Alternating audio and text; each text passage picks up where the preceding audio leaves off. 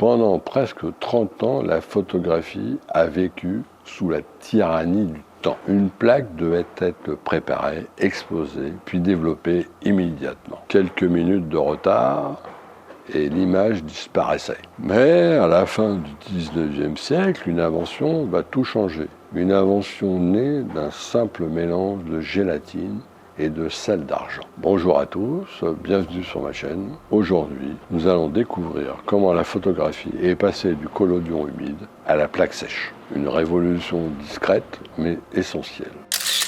Depuis les années 1850, le collodion humide domine la photographie. Et il faut reconnaître une chose, les résultats sont magnifiques. Les images possèdent des détails incroyables, des tonalités riches et profondes, exceptionnelles. Mais derrière cette beauté se cache une réalité beaucoup moins pratique. Le collodion humide présente de nombreux défauts. D'abord, il n'est sensible qu'à certaines couleurs, principalement le bleu, mais surtout, tout doit être fait très rapidement.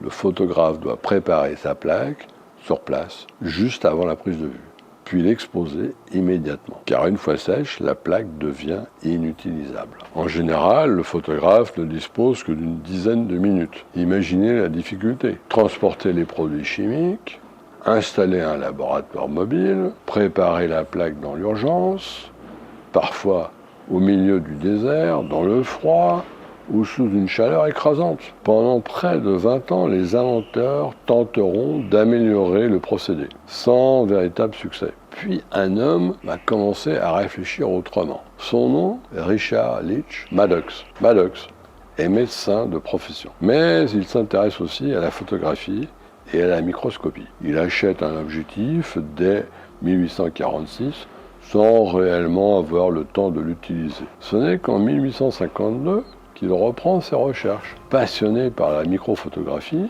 il réalise des prises de vue à travers son microscope, obtenant des images agrandies jusqu'à plus de 800 fois. Mais au fil des années, Maddox comprend un problème majeur. Les produits utilisés dans le collodion sont extrêmement toxiques. Les vapeurs d'éther et d'alcool affectent la santé des photographes. Il devient alors évident qu'une alternative doit être trouvée. Nous sommes en 1871 et Maddox propose une idée qui va transformer la photographie pour toujours. Utiliser la gélatine. Oui, la gélatine, cette substance issue de l'ébullition d'os et de tissus animaux. Une idée étrange en apparence, mais révolutionnaire, car la gélatine possède des propriétés idéales. Elle absorbe l'eau, retient les composants chimiques sensibles à la lumière et permet de stabiliser l'émulsion photographique. Encore plus surprenant, certaines impuretés naturellement présentes dans la gélatine améliorent la sensibilité des sels d'argent à la lumière. Cette découverte change tout. Pour la première fois, il devient possible de préparer des plaques photographiques à l'avance. Plus besoin de manipuler les produits chimiques sur place. Plus besoin de développer immédiatement. Les photographes peuvent désormais transporter des plaques prêtes à l'emploi. C'est la naissance de la plaque sèche. Rapidement, les fabricants comprennent le potentiel immense du procédé.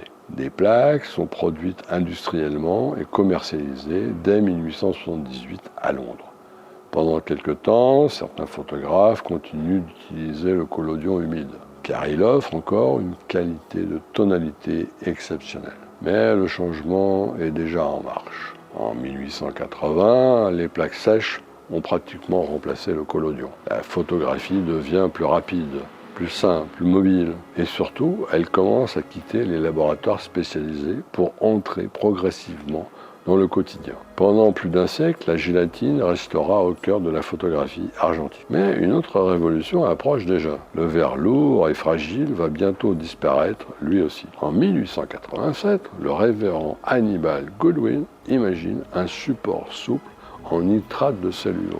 Une idée reprise presque immédiatement par un entrepreneur américain, George Eastman. Dès 1888, Eastman commercialise des rouleaux de films photographiques. Et avec eux, une nouvelle ère commence. Mais ceci est une autre histoire, celle de la naissance du film photographique et de l'arrivée de Kodak. Abonnez-vous pour ne pas manquer la suite de cette grande saga de la photographie. Et si cette vidéo vous a plu, pensez à liker, un petit commentaire, ainsi qu'à vous abonner. C'est ce qui soutient mon travail. À bientôt.